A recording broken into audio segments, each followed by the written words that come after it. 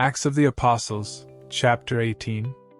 After these things Paul departed from Athens, and came to Corinth, and found a certain Jew named Aquila, born in Pontus, lately come from Italy, with his wife Priscilla, because that Claudius had commanded all Jews to depart from Rome, and came unto them. And because he was of the same craft, he abode with them, and wrought, for by their occupation they were tent makers. And he reasoned in the synagogue every Sabbath, and persuaded the Jews and the Greeks.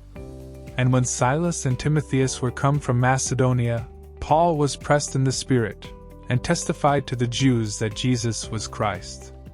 And when they opposed themselves, and blasphemed, he shook his raiment, and said unto them, Your blood be upon your own heads. I am clean, from henceforth I will go unto the Gentiles. And he departed thence, and entered into a certain man's house, named Justus, one that worshipped God, whose house joined hard to the synagogue. And Crispus, the chief ruler of the synagogue, believed on the Lord with all his house, and many of the Corinthians hearing believed, and were baptized. Then spake the Lord to Paul in the night by a vision, Be not afraid, but speak, and hold not thy peace, for I am with thee, and no man shall set on thee to hurt thee, for I have much people in this city. And he continued there 1 year and 6 months, teaching the word of God among them. And when Gallio was the deputy of Achaia, the Jews made insurrection with one accord against Paul, and brought him to the judgment seat, saying, This fellow persuadeth men to worship God contrary to the law. And when Paul was now about to open his mouth, Gallio said unto the Jews, If it were a matter of wrong or wicked lewdness, O ye Jews, reason would that I should bear with you. But if it be a question of words and names, and of your law, look ye to it, for I will be no judge of such matters. And he drave them from the judgment seat. Then all the Greeks took Sosthenes, the chief ruler of the synagogue, and beat him before the judgment seat.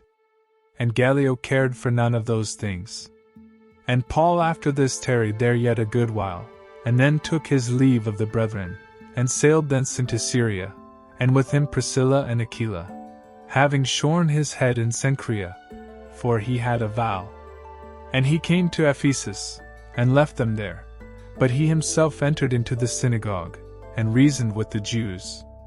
When they desired him to tarry longer time with them, he consented not, but bade them farewell, saying, I must by all means keep this feast that cometh in Jerusalem, but I will return again unto you, if God will. And he sailed from Ephesus. And when he had landed at Caesarea, and gone up, and saluted the church, he went down to Antioch. And after he had spent some time there, he departed, and went over all the country of Galatia and Phrygia in order, strengthening all the disciples. And a certain Jew named Apollos, born at Alexandria, an eloquent man, and mighty in the Scriptures, came to Ephesus.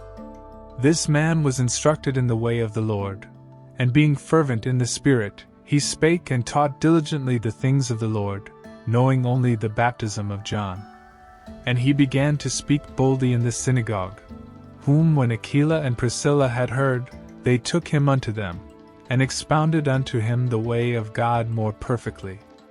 And when he was disposed to pass into Achaia, the brethren wrote, exhorting the disciples to receive him, who, when he was come, helped them much which had believed through grace.